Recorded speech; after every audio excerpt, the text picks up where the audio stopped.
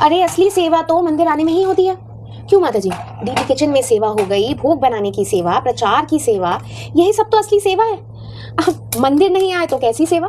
अरे अरे माता जी जल्दी करिए, आज मंदिर में बहुत भक्त आने वाले हैं। जी जी जी। रिया माता जी, हरे कृष्णा माता जी, आइए। हरे कृष्णा माता जी। अरे माता जी, आज आपके दर्शन कैसे हो गए? पहले तो माता जी रोज मंदिर आती थी सेवा के लिए, अब शायद समय नहीं मिलता। जी माता जी, बस कृपा है, आज समय मिल गया माता जी। वैसे सच कहूँ तो माता जी, हम आप गृहस्थी में आके और जब से बच्चे हुए हैं तब से आप इतनी व्यस्त हो गई हैं ना कि आप सेवा कर ही नहीं पाती हैं। मतलब मंदिर आना थोड़ा कम नहीं हो गया है? जी माता जी, ये तो आप ठीक ही रही हैं।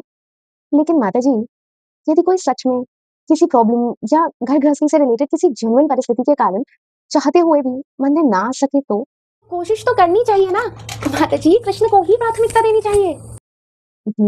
माता जी, मेरी बेटी ना 2.5 साल की है और पता है आपको, उसको ना हरे कृष्णा महामंत्र अभी से आता है। इनफैक्ट जब भी वो सो के उठती है, वो सिर्फ हरे कृष्णा महामंत्र से ही अपने दिन की शुरुआत करती है। और जब वो सोती है ना, तो बाकी बच्चों की तरह कार्टून या फिर कोई स्टोरी या कोई फिक्शनल टेल सुनना पसंद नहीं करती।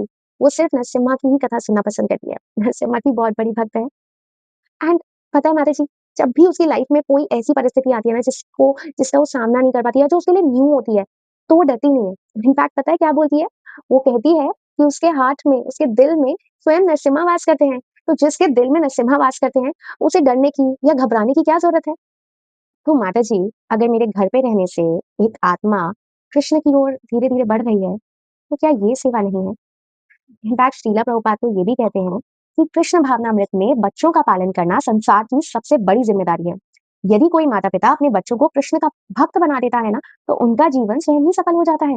इनफैक्ट प्रभुपाद ने ये भी बोला है कि हमारे आंदोलन में केवल मंदिर बनाना ही नहीं, बल्कि मनुष्य को कृष्ण का भक्त बनाना भी है।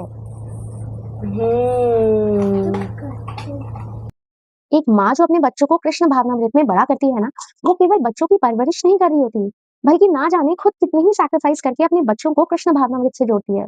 वो खुद मंदिर नहीं जाती, वो खुद बहुत इंपॉर्टेंट इंपॉर्टेंट डेज शायद मिस करती है, लेकिन घर पे रह के अपने बच्चों को कृष्ण भावनामृत से जोड़ने की सेवा नहीं छोड़ती।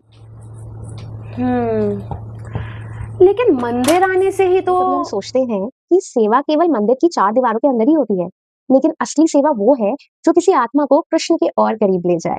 जी रिया माता जी, अब मुझे सब समझ आ गया है कि मंदिर की सेवा तो बहुत सुंदर है, लेकिन एक बच्चे के हृदय में कृष्ण के लिए प्रेम जगाना, ये तो आने वाली पीढ़ियों को कृष्ण से जोड़ना है। जी बिल्कुल।